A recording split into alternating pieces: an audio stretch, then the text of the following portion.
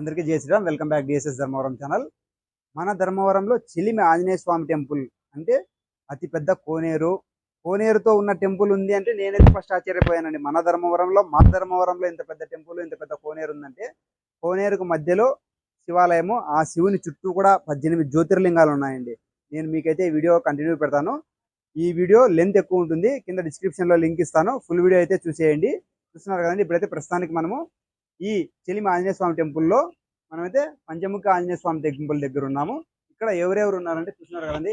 ఇక్కడ నరసింహస్వామి, ఇక్కడ వరాహ స్వామి, పైన తుంగురుడు అంటే గుర్రం రూపంలో ఉన్నాడు. ఇంకా ఆంజనేయ స్వామి బ్యాక్ సైడ్ వచ్చి గరకమంతుడు. ఈ విధంగా పంచముఖ ఆంజనేయ స్వామి టెంపుల్ ఉంది. ఇంతేకాకుండా మనమైతే ఇప్పుడు ఆంజనేయ స్వామి టెంపుల్ అయితే ఇదండి మెయిన్. ఈ టెంపుల్ బ్యాక్ సైడే మనకి పంచముఖ ఆంజనేయ స్వామి టెంపుల్ ఉంటుంది.